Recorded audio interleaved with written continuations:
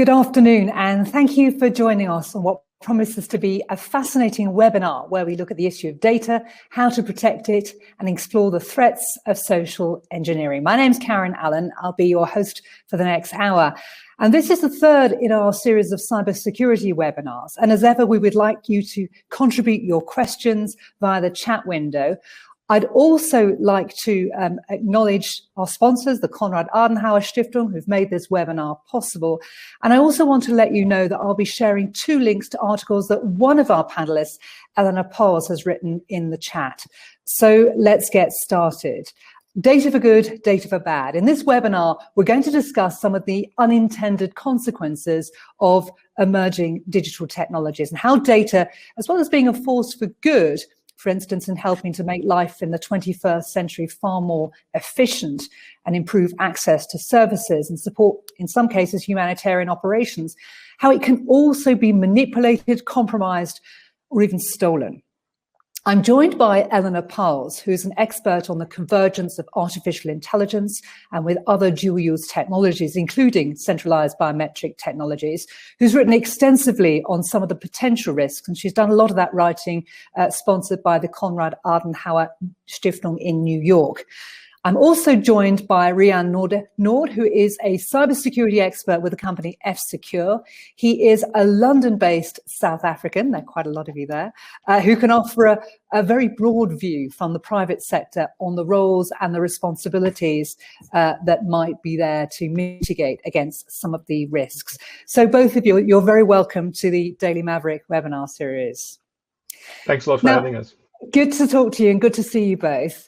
Now, look, here in South Africa, like many other parts of the world, we have strict laws which incorporate international data protection principles, which seek to protect you and me from being, from our data being acquired illegally, from it being misused, being repurposed without our knowledge, and even distorted and fed back to us as part of a social engineering campaign. We have something called POPIA, the Protection of Personal Information Act. It's recently come on stream. But I guess the question is, are those kind of safeguards enough? And whose responsibility is it to ensure that the companies which acquire or process our data do so responsibly? So, Eleanor, let me start with you, please. I know you've got a particular interest in the potential harms associated with data being collected to undermine democratic processes such as elections. But first, can we take a step back? In a world which is increasingly driven by data, is it inherently dangerous? And I'm asking this because, of course, we've seen some utility in vast amounts of data being collected, for example, when it comes to COVID tracking. Mm-hmm. Thank you so much, Karen. Thank you so much, Ryan, for sharing insights, all together. First, I would say that we need to learn either to tame or to live with dual-use technologies. And one of the significant legacies of the global crisis we face is that it's the way that the pandemic dovetails with another major global disruption, and I really weight my words here, the convergence and democratization of AI and other dual-use technologies, so artificial intelligence and converging technologies. And global responses to COVID-19 have crystallized just how quickly algorithms and computing power can be combined with personal data and used in technologies that control bodies and populations. And of course, on the positive side, geneticists and neuroscientists are decoding data related to our biology, our genomes, brain functioning, learning about what makes us human, the potential for advancing our condition, for a new symbiosis centered on optimizing human and biological life. All of that is almost a revolution too powerful for us to refuse. Yet this epistemic revolution, this tech revolution, embodies a new biopolitics where knowledge and power asymmetries could seriously undermine human security, agency, and dignity. And I give you a few examples. For example, for instance, on the side of human security, right? What we see is that the confluence of AI, cybersecurity, and data capture produces emerging threats that will affect human security in both consolidated and emerging democracies. And in the absence of solid security measures, AI can be used increasingly to manipulate population data sets, creating new insecurity flashpoints and leading to widespread collective data harms. So I give you concrete examples of this.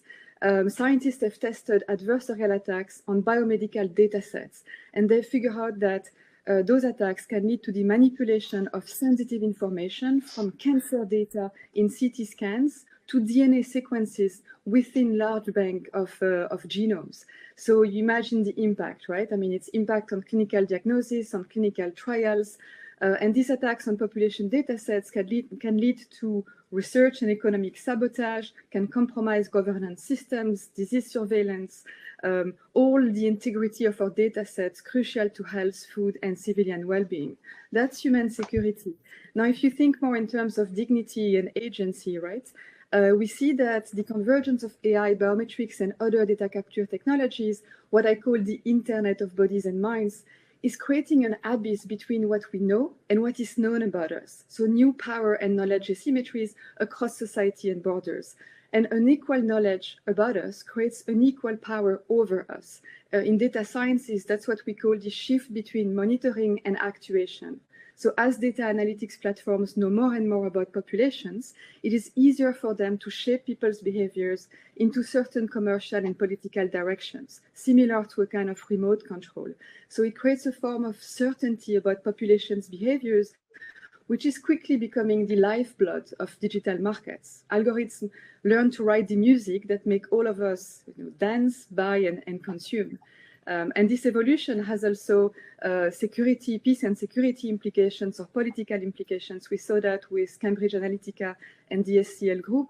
They were good examples. A worried woman. And I guess, I mean, just to summarize, you talked about dignity, you've talked about agency, you've talked about some of the harms. And I guess that's why we have regulations that are coming on stream and data protection principles. And these are international principles, which are designed to try and mitigate against those risks. I mean, we'll talk in a bit more detail and hopefully get a bit more examples as well from you, Eleanor. But Ryan, can I ask you, I mean, as a man who's in the business, and you're in the business of manipulating data for good, I don't mean that in a negative sense, but Eleanor's painted a sort of dystopian future of the fact that we are now digital data points walking around, and every aspect of our behavior can be measured, quantified. And therefore we should potentially be skeptical about misuse. Do you think Eleanor's right to be skeptical about how our data is used, or is it scaremongering? Is it a form of extreme surveillance? Because, you know, there is this issue, you know, you're the product, isn't it? You know, data is now so important that we're actually effectively becoming products. We are walking products. But is there an inevitability about it, or do you think that Eleanor's right to be skeptical? I think it's right.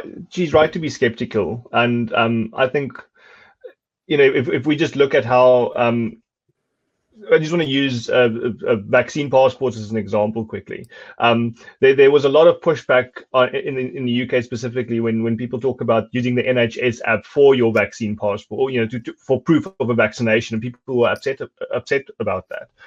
But then you think about, well, we've had in our passports for, you know, you might have a yellow fever vaccination, and we've had little yellow piece of paper for that for years. I've lost mine so many times. I've had the injection 2 or 3 times. But now, just because it's become digital, now it's mistrusted. But there is a lot of convenience in it. So I think to a large extent we are almost trading in, you know, we're giving some information away, but we're gaining convenience for that. And because the problem area is becoming more and more complex, it's creating a massive void in which misinformation exists, and you know, social media and people sharing information that just isn't true. That causes even more mistrust in information overall. But I think overall, it's very convenient for us to give our data away because we get a lot of interesting services for that. But it is, you know, people talk about privacy, and we have to determine what, you know, when we say we want our privacy, what do we mean by that? Do we mean we don't want ads at all? Because targeted ads in itself is scary, but it's very convenient. We recently had a little one, and all of a sudden we get ads on our TV for you know, baby powder and food and, you know, all these sort of things. So they know what's going on in our house. And when I say they, I mean, you know, Google and the like. So we just need to determine how much convenience do we want to have, and how much data do we want to share.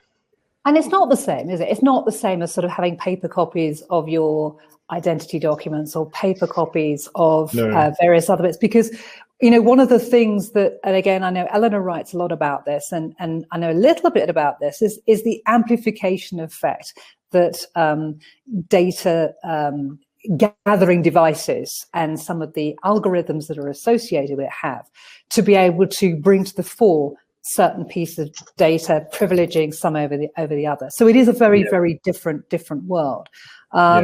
Is there an inevitability about it, Ryan? Do you think we're going to have to just sort of hope to goodness that the regulations are tight enough to be able to protect from the excesses, or do you think there is this sense that I'm relatively okay with sharing a lot of my information now, because I'm inherently not a very private person, but that doesn't go in, the same doesn't go for others. We don't know what's going to happen to Google and the data they collect in 50 years or in 20 years.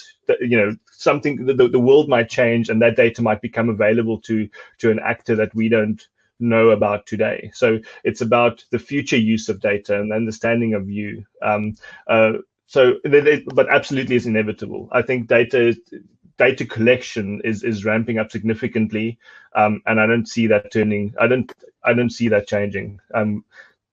These companies know so much about it, even if we don't sign up to them.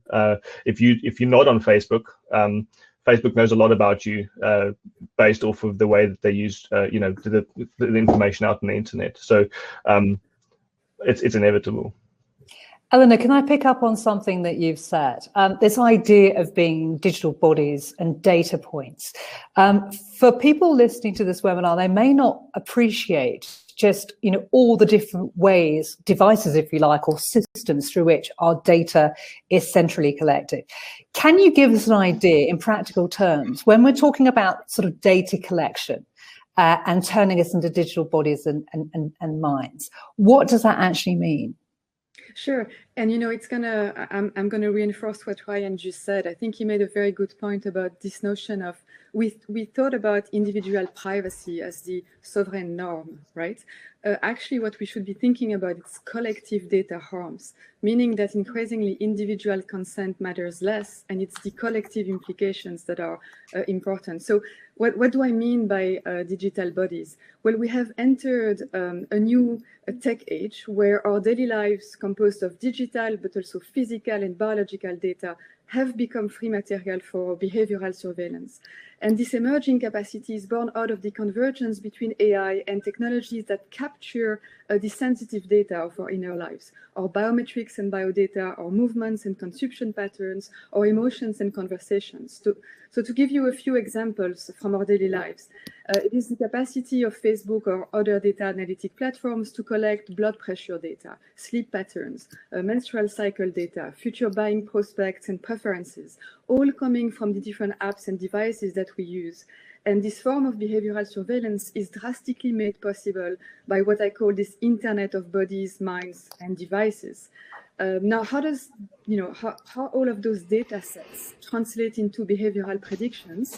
That's because relying on a diversity of data streams, AI programs can then automate behavioral analysis, meaning that algorithms will find patterns and anomalies within baseline data about behaviors. And this form of profiling is already used across sectors from retail, employment, education, to disease surveillance and predictive policing.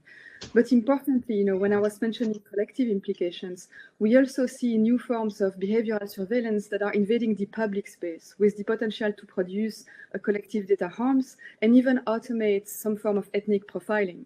So if you combine AI with facial recognition, CCTV cameras, and mobile biometrics, you can increasingly profile people as they live, move, and feel. It's not just, when you go on Facebook. So AI systems can also progressively learn to interpret human actions and classify behaviors as normal, abnormal, harmful, or hateful. And such capacity is also used for crowd analysis, for instance. So increasingly, crowd analysis could be used by illiberal governments for social and political surveillance during different types of rallies, different types of political events. If you add to this the tools from the private surveillance industry, IMSI catchers, mobile device interferences. You can have, our cell phone are becoming like a living brain to some extent. But I mean, some of these are potential harms. Some of these are actual harms. And I think, there's been a lot of talk about facial recognition, and within a setting like South Africa, what could potentially happen in the future with the technology, or the potential capabilities of that technology are not being felt here. So I talk to guys we have laws like the Protection of Personal Information, you've got GDPR in the UK, which now really quite carefully prescribes how our data is used. And I'm wondering whether we can separate the kind of the academic, the dystopian, what potentially could happen in the future from what the capabilities are at the moment. And I want to come back to you in a minute, Eleanor, about sort of your particular concern about the elections piece, because I think that's particularly interesting in Africa. But just to put this to you, Rian, is there, as someone who works in the industry, is there a disconnect between the fears, the legitimate fears about what actually could happen in the future with these types of technologies versus the reality of what is actually capable of being done today? I don't think there's a disconnect, because I think in the Western world we've got policy, and we've got privacy policies, and there's acceptable use in place. Where if you look at China in particular, what they have done with their technology, where they don't necessarily have those policies in place, just from a technology point of view, what they've done is incredible. They've got massive smart cities. They know exactly who's where, who's breaking the law. They've got in certain areas, I'm not sure if it's rolled out completely, but in certain areas have social point system in place where if you were to jaywalk, you get points on immediately, and if you lose enough points, you're not allowed to travel. And they've already had these travel bans imposed on certain individuals because they've been breaking laws in certain ways. So I think if we look at what they are doing with almost with technological freedom, without policies hindering the tech, what can happen? I think that is, depending on where policies go in the Western world, that might be where things are headed. But yeah, I mean, you're South African. We are rolling out smart cities here across South Africa. The contract, as I understand, has gone to Huawei, a Chinese company that's providing all the underpinning technology for this. Are they not then subject to South African laws, and South African laws like POPIA that are supposed to have a restraining effect on exactly those technologies? Absolutely, but that goes for everything that we're doing here. There are laws that say that you're not allowed to misuse my computer, but people do hack, people do compromise other people's systems. So laws are, in my opinion, as far as the cyber world goes, is very much a guideline. It's almost the Wild West out there where it's a free for all. So of course, with government contracts and these sort of things, it's laws have to be followed, and they are a good intent, but I'm not sure necessarily if you were to assume that the data being collected is available to an arbitrary attacker, are you then comfortable with that data being collected? That I think that's the important question. In an ideal world, we'll be able to secure everything, absolutely, but absolute security doesn't exist. Well, Eleanor, let's get into the weeds and get some detail now from this part of the world, because I want to ask you, why is Africa as a continent particularly vulnerable to abuse, particularly say in the context of elections? And again, let's just keep this really simple. First of all, what is the kind of social engineering that you're worried about that can happen within the context of elections? Mm-hmm. The way I see this playing out is that what I mentioned before, to impact and disrupt democracies and elections. And in African countries where privacy and data protection policies are not translated into robust operational mechanisms and accountability mechanisms, because that's where you have a problem. State and private sector actors can extract sensitive personal data from an array of online population databases.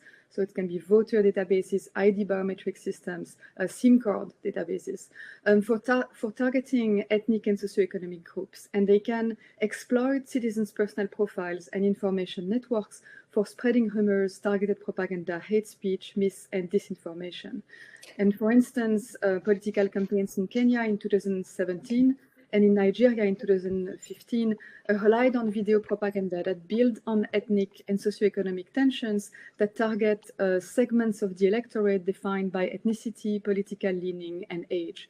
And such disinformation operations are extremely sophisticated. They tend to immerse citizens in an alternative virtual reality where they themselves become producers of emotional manipulation. And that means that it muddies who is supposed to carry the burden of intent behind spreading malicious content.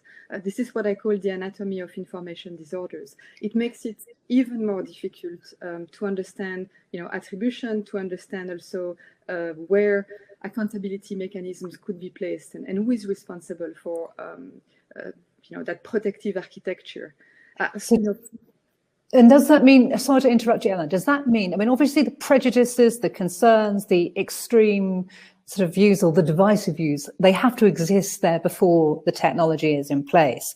Are you saying that the technology has the ability to amplify that or to, without our knowledge, effectively stir up the political pot?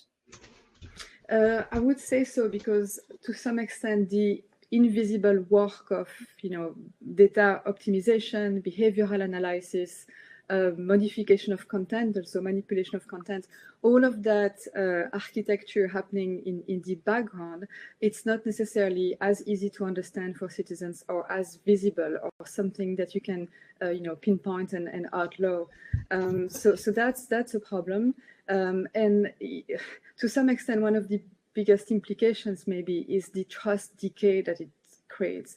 So it's this form of high polarization and distrust and a lack of social cohesion that it's extremely difficult to repair if you don't have, that social fabric still going on. So the polarization of the virtual space, is something we have seen, being exploited by different type of actors, tech-leading nations and non-state actors for all kind of divisive issues, from recruiting for terrorism to creating distrust in governance and disease surveillance. It's a wide net. And what I would say, when we talk about lack of operational safeguard or lack of a protective architecture that has accountability at its core, the problem is we don't do foresight. So we kind of, laws and regulation are proactive. They are extremely reactionary to what happens, on the ground. And so if we don't shape the governance and the development of technologies ahead with normative foresight, with the capacity to envision what the implications could be, we're just reacting, a decade away from uses that can be very divisive for social cohesion. And is it the case that, I guess, just to follow up on that, Eleanor, who is doing the manipulation? Is the manipulation being done by the people who collect the data in the first place, or is it the passing on, the worries about that data being sold on? So, for example, on some of the elections that you've observed, is there evidence of election material, of data that's been acquired from voters as part of voter registration, registered, being repurposed and effectively being sold on to another company or a political party that actually does that manipulation? Yeah, those different dynamics exist. So either you can have, for example, a ruling party that would exploit the services of a group like the SCL Group or Cambridge Analytica that can provide them with a very granular profiling of different types of expectations, different types of situations citizens live in, and also a granular outlook on some of the tensions that can be used for creating this form of polarization and those information disorders.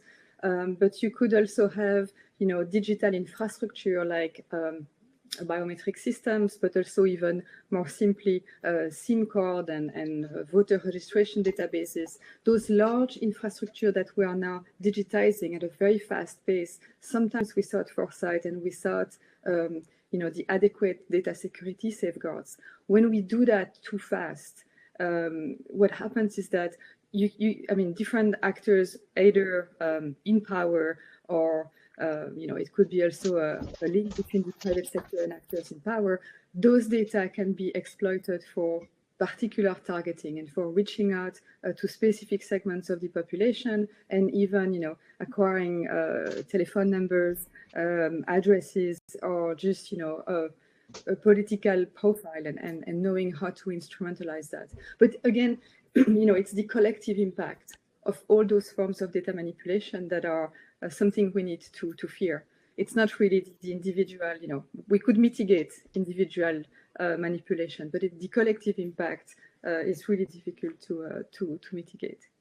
So Rayhan, you're in the industry. How do you safeguard against that? How do you safeguard against those kind of abuses? Because, I mean, just to give some examples, some of the centralized databases that Eleanor talks about are used, for example, to be able to give people a proper identity in a part of the world where many people do not have an identity, where they're stateless. And it's interesting how it's been sort of the humanitarian sector that has been behind, has been the drivers of some of these innovations. How do you safeguard it so that the technology is used as a force for good, not as a force for ill? That is a very complicated question, simply because there's a few factors there. The one is the safeguarding of the databases themselves. So how do you make sure that the intended people can access the databases? Now, that is generally secured. At least the approach that we take is to take the attacker's perspective and see how might you access data if you were not allowed to access data, and then we go and understand what vulnerabilities exist. We understand what the risk profiles might be. We look at what the attack surface is, and then we go and compromise those systems in the same way as attackers might. And then based off of what we can find, we go and we build remedial activities and help people secure those systems. As for the processing of the data itself, and that it's used in quote unquote the right way, there you go into the complicated discussion around what is deemed moral and who decides what is moral and what is correct. Because we might not feel that our data is being used correctly, but the business processing our data, they might feel it's correct. So who determines that? Who determines the morality of it? And this is also where, Eleanor, I'm sure this is something that you would be working on a lot, is that who decides what is right? Who's the ultimate decision maker for things such as that? It's interesting. James Smith is one of the people who's watching this webinar, and he's just submitted a question which speaks very much to that. He's a student of data ethics, and he says, we often talk about protecting our privacy in the digital age, but what exactly does that mean? What are we protecting when we protect our privacy? What would you say to that, Eleanor? It's a good question, and kind of posing it in that simple way makes us think twice.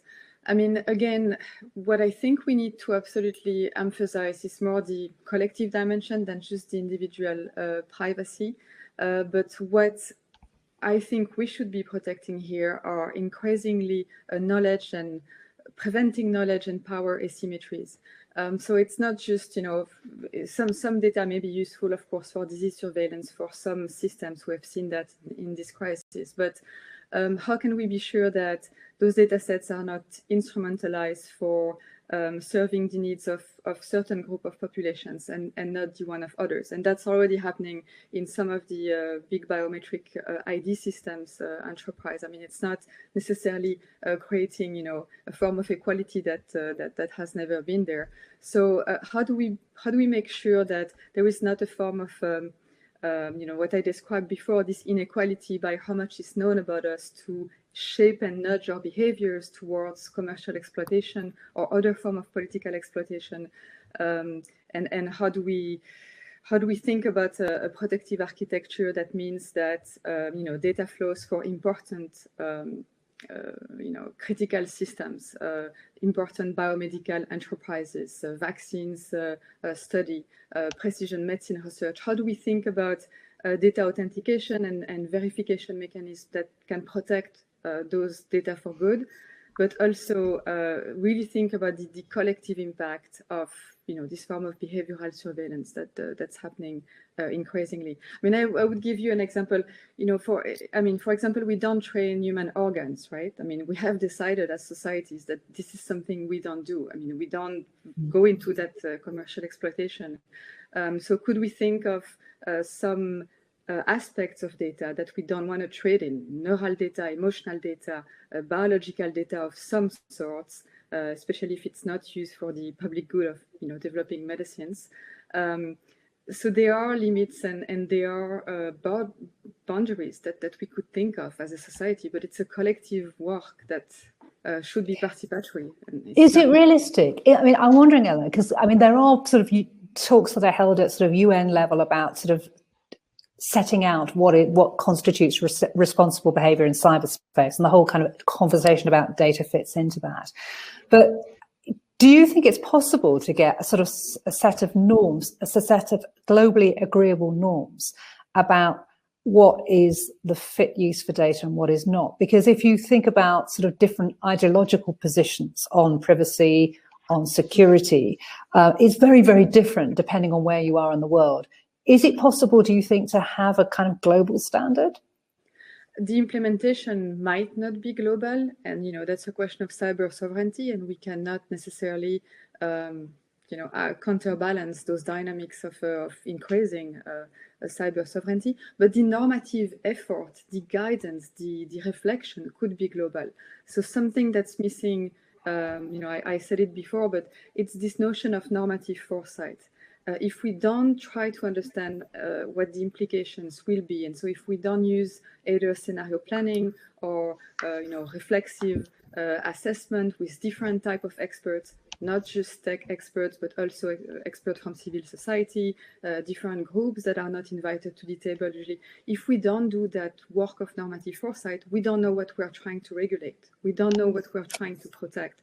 So that normative effort, that could be done at a global level. I mean, you could really get, what I call usually, what I talk about usually is a form of, not a brain trust, that's too elitist, but different groups of people across sectors and across, the next generation, across field that could help us understand this is just not a question of Facebook or one company, or I should cite others, but it's actually something, it's a reflection that's about citizenship. That's about sovereignty. That's about public good inherently. Yeah.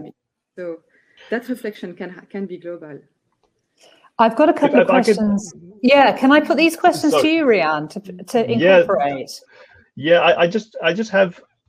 I mean, there's one comment on policy, and I think that policy and law is orders of magnitude slower than technology. So the problem that we have there is that we build technology at an amazing pace as an industry, and policymakers that is trying to catch up. And I'm not sure if anybody watched the Senate hearing with Facebook and the types of questions being asked of Mark Zuckerberg, for example. It seemed as if those were in different eras, and it's quite awkward to watch. So I just think that something needs to happen in the policy space to make it to accelerate that to a level where it can actually catch up with the technology it's trying to regulate. Yeah, no, it's a good point. I mean, a couple of interesting practical questions that have come up from people watching the webinar. Mark Senfontaine has said, is there a possibility of creating a world body that would give an ethical stamp on sites? Question number one. And Rainer Vessels has said, how are we classifying personal data? Is there an international standard? And which classifications are truly private and should be safeguarded? Do you want to take that one first, Rian? Yes. Sorry, would you mind just repeating the question? I mean, the first one is it possible to create a work body that would give an ethical stamp on sites? And I think, Eleanor has said it's not just about sites, but secondly, how are we classifying data? Is there an international standard? ideally, yes, we could create something, a global standard. But I mean, if you just look at how the globe is struggling just to agree on CO2 emission standards and those sort of things, like I want to be pessimistic and say no, it's not going to happen anytime soon. And as for how we classify personal data and the standards around that, I also don't. I think, fortunately or unfortunately, these sort of policies and implementations are going to lie with the technology companies themselves, where companies such as Google and Facebook might very well become more powerful than the nations themselves, because they are inherently global where the nations aren't. So it becomes almost up to them to make sure that they use the data correctly, that they, as companies amongst themselves, agree to what and how things should be classified. But yeah, I unfortunately don't have. I don't think we're going to see a global policy on that anytime soon. And I guess for private sector, you have to incentivize them to be able to come up with solutions which effectively are constraining their own activities. So it's like turkeys voted for Christmas, really. I can't see it quite working. Absolutely. Absolutely. I think in an ideal world, businesses would like to be unregulated and just do what they please. But and then policy come a bit late and say, you can't do that. Stop it. Eleanor, building on that, we've got a question from Peter van der Walt, and he said, is there a possibility of considering data trustees, perhaps as a possible solution? Has that come up in any of the engagements you've had? Yes, it has. And, I just, building on what Ryan said, I think, we've seen the limits of self-regulation and corporate ethics in the space of data exploitation. But I would give you an example from another space that I think we could learn from. So, for example, in biosecurity, there is also a huge move towards democratization and converging technologies, right? So increasingly, you can synthesize genes, and so you could do illicit gene synthesis. You could synthesize things that are harmful. There is not, there are some international treaties that govern that, but they are also reactionary to this democratization and convergence. So what happened is that a lot of private sector actors that wanted to shepherd, a governance effort came together, and it's still a form of self-regulation, but they came together as a global body, as an international gene synthesis consortium, to define to help define standards and to help build the the databases and the algorithms that could help recognize sequences of concern. What I mean by this is that they helped do capacity building and, as Ryan was saying, incentives. As you were saying, incentives, right? Economies of scale also, meaning that a little company doesn't have to create its own standards or figure out the whole landscape. They can learn from that international body.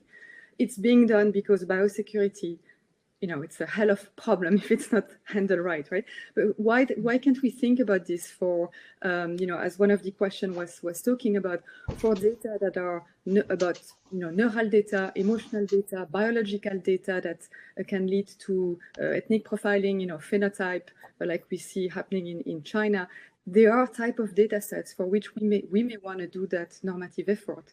The last question about data trust is, that's something I'm a little less versed in, but the idea that we could change the rules of governance and maybe, when we face a public good, like population data sets, find a way to change those governance rules and especially on accountability.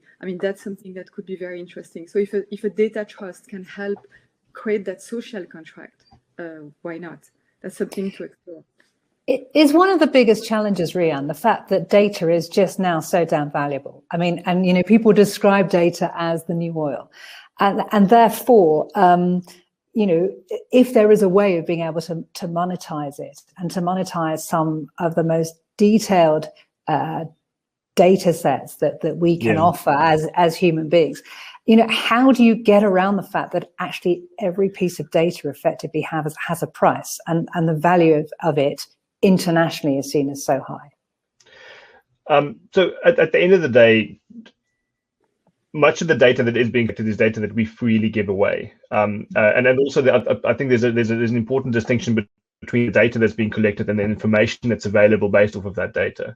So you can, on your Google account, your Facebook account, you can go and download all the data that they have that they have about you, but you can't download the information that they have about you. You don't know how it's been processed and the inferences that they've made about the information that's being collected.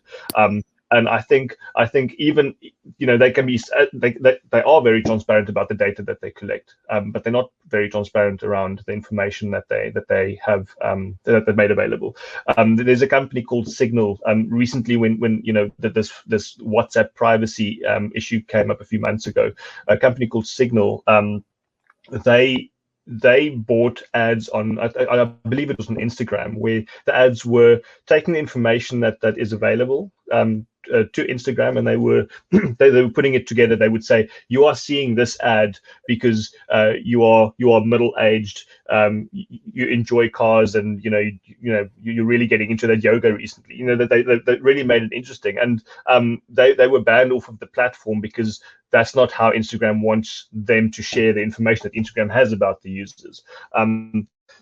So based off of the things that you Google, the pages you look at, all these sort of things go into these algorithms, and they make inferences about who you are, how old are you, what race are you, where do you live. All these sort of things are available to them. They don't need to be 100% accurate. They only need to be 90% accurate with in order to get an ad to you. So I think, yeah, I mean, as we said earlier, it's inevitable, and we as individuals have to decide how much information do we want to share. And companies such as Apple are making a lot of progress in making the systems more private and making sure that the information isn't shared as much. And I think that's what we need to look at. Change chat just for a second on this issue of sort of data sovereignty. And Eleanor, maybe I could put this to you.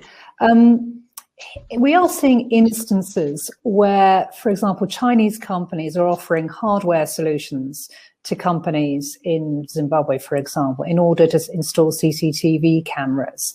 And a lot of this hardware is available outside of Africa. And so we're very much dependent. It's not an equal relationship. We're very much dependent on the big guys, the big players, the more advanced players to be able to supply the hardware.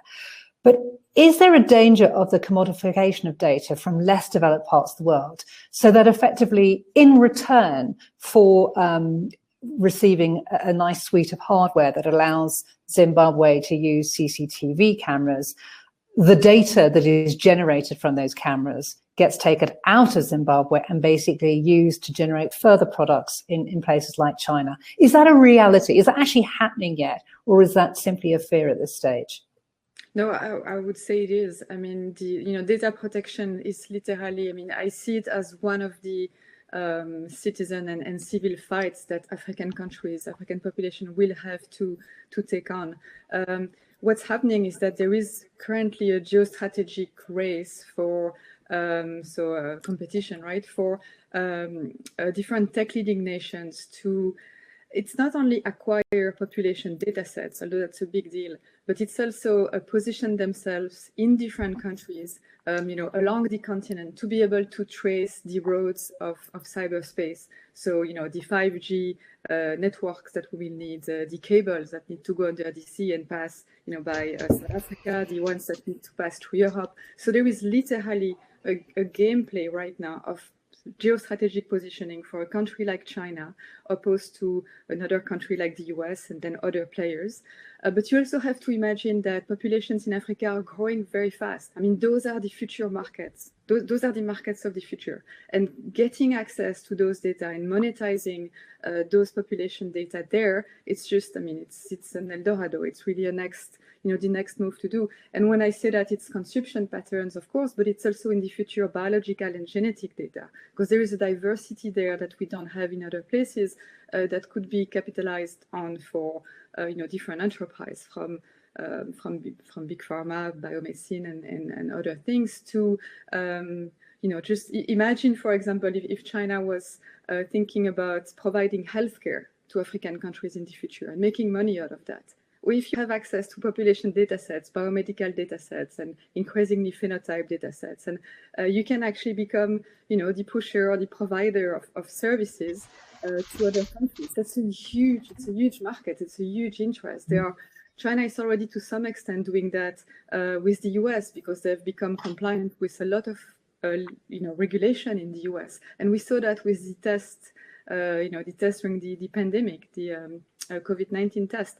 So those dynamics are happening, and that's why you have also a wake-up call from Europe and other countries to see what kind of cooperation they can provide and how we can reverse some of those trends. There will be some people watching this saying, we speak from a position of comfort, from a position of authority, to say we need to worry about these potential harms. Notwithstanding that, if a service is being provided, for example, healthcare in countries that don't have access to those services, there may be a balancing act. There may be a trade-off, if you like, and a very difficult trade-off to make between surrendering a certain amount of data, surrendering a certain amount of market share in return for getting a service. Is that a reality, don't you think? I'll ask Elena first, and then Ryan. Yeah, Elena. It is, and it's it's to some extent a tragic or a very complex question. It's a question of sovereignty, right? But something, a new concept I'm actually working on. You will think I'm, playing the academic here. But I'm increasingly thinking that countries need to also work on this issue of biosovereignty. How much protection and how much capacity do you want to build as a nation to be able to decide, how you treat your own people and how you treat your population? And so, of course, there might be a trade-off to do, but if there is a trade-off, it should come with more rules about accountability, more rules about data protection, also fighting, potential inequalities of power. It's not because a system is imported by, in some cases, a tech-leading nation that we've seen using, playing on inequalities. If that's imported, it doesn't mean necessarily everything is good with that form of importation. So I see the trade-off, but if we can, before those games are done, if a normative effort can be done for, putting collective data protection at the core, accountability, and letting countries still have a form of sovereignty in how they treat and protect their population. I mean, I think that's something we need to fight for. And Ryan, your thoughts? I mean, it suggests that being able to access these kinds of services, this idea of the right to be unknown, the right to have no data held on you, no longer figures. No, absolutely not. You have to think that if these services are free, nothing in this world is free. So what are you paying in order to enjoy that service? So whether it's for individuals or for businesses, if you use a free service, the company is collecting some data and selling that, or at least monetizing that in some way. And that's the trade-off. And in my opinion, at least, I think that the service that you receive will always be more convenient than giving up the data for that service, and that is why everybody still uses all these great services, because those services have made our lives easier. It's made it easier to stay connected with people. It's and it might be argued even that targeted ads are convenient because you only see the ads that you want to see, that would be relevant to you. So if you're a business and you use these services to advertise, it's immensely convenient because you target exactly who individuals who use the services. Absolutely. Eleanor, can I put a comment to you from Russell Cohn, who's watching the webinar? Said COVID-19 accelerated data transparency in all possible ways. Before, I used cash whenever possible, avoiding linking consumption with personal data on my credit cards. Now I feel 100% transparent, as banks most likely sell my transaction data to anyone paying for it. I fear damage has already been done and can't be reversed. Globally agreed and accepted rules and standards are doubtful, with China, Russia, etc., opposing to anything in their interest. I mean, that's spoken a little bit to a point that we raised earlier on. But do you think, I mean, in a sense, what he's suggesting is that sort of that ship's almost sailed, given the fact that, COVID-19 sort of pushed the envelope so much? Mm-hmm. Yeah, it's a very good point. It was an accelerator of a lot of trends, and that's why, I started with, saying that in the wake of the pandemic, we are not ready for what's coming in terms of law and in terms of regulation and in terms of policy. We are not ready for this convergence and decentralization and diffusion of power through the convergence of AI and other technologies. So, you know, what Russell exactly said, the fact that AI can be used to create a transparency about data, but also obfuscate other dynamics. I think Ryan made a very good point before. You know, it's about data governance, but it's also about algorithmic governance. I mean, if we don't understand how those systems work, you could download the type of data that have been collected about you if you don't know what the inferences are made. So how does it function? What this behavioral shaping is doing? If we don't understand that for, you know, ourselves or the next generation, that's a problem. In the, you know, the hope I have, you know, through this pandemic, something I saw, but it's quite limited. But I also saw citizens getting together, you know, to help with the research, to get together to collect different type of biomedical methods for speeding up tests or thinking about the vaccine research. To some extent, the democratization gives a new form of agency for democratized groups, right? Of course, I know that can be turned into, you know, a negative angle if it's not about knowledge, but if it's reversing power and knowledge asymmetries, and if it leads some of the next generation to regain empowerment and agency by, you know, deciding what they use their data for public good innovation, for, you know, helping a certain neighborhood with a specific problem. If that localized empowerment can happen, that would be, you know, that would be the positive, the hopeful side of what happened with this pandemic in terms of accelerating data exploitation. Rian, Eleanor mentioned the point agency, and you mentioned it right at the top in terms of an agency being withdrawn from people because of the rise of importance of data, but we're also seeing agency being used by people to be able to kind of tame the tech.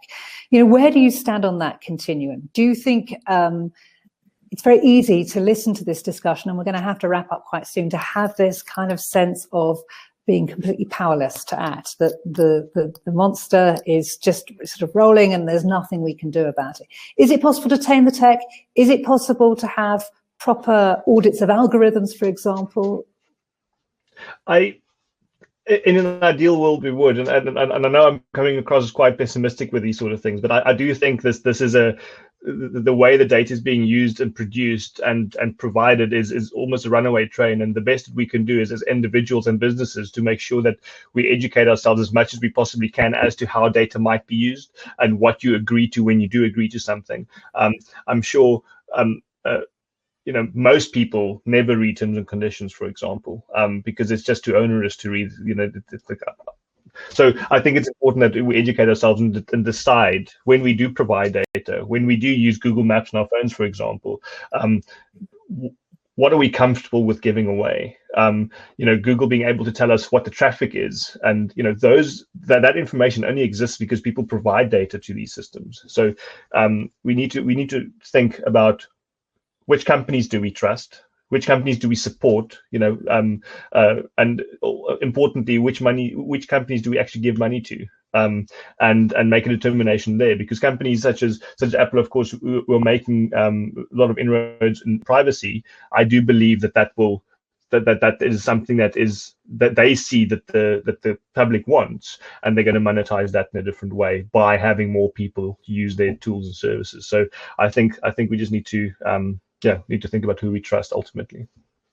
Eleanor, I mean, you have scared us quite a lot today in a nice way, but ultimately, are you hopeful that the tech companies actually will be responsible and will be able to start being able to see who are the ethical tech companies and who are not, and being able to choose our providers accordingly, or who we surrender our data to accordingly? That's a difficult question, Karen. I mean, I'm not gonna, you know, do right now a real-time assessment of who is ethical or not, and that would require a lot of a lot of work. But Ryan just mentioned personal education, right? And that's a good point. But what I would want to see in the future is actually a form of collective resistance. And I think we could do that.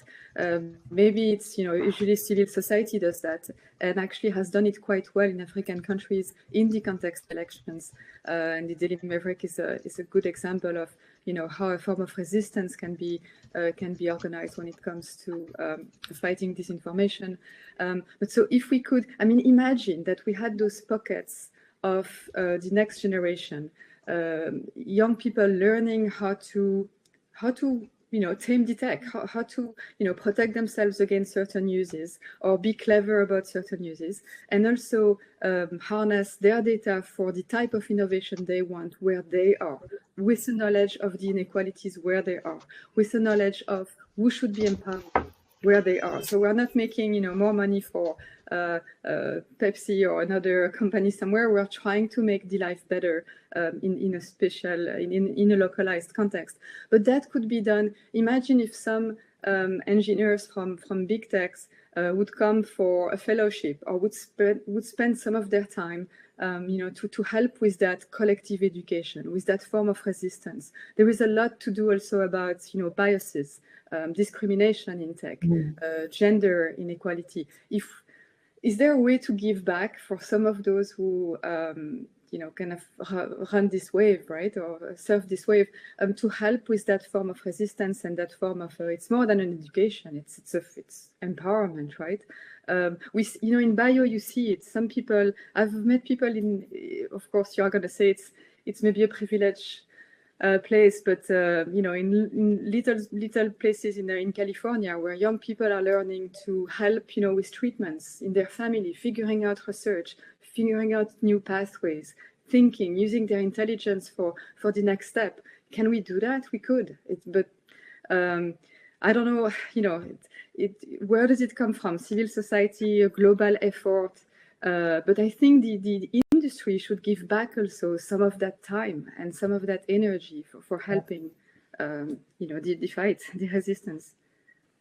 Fascinating beyond words, absolutely incredible conversation. Those are not my words. Those are some of the words that are coming up in the chat from people who've been listening and contributing comments and questions to this. This has been a really, really insightful conversation. Unfortunately, it's all we have time for.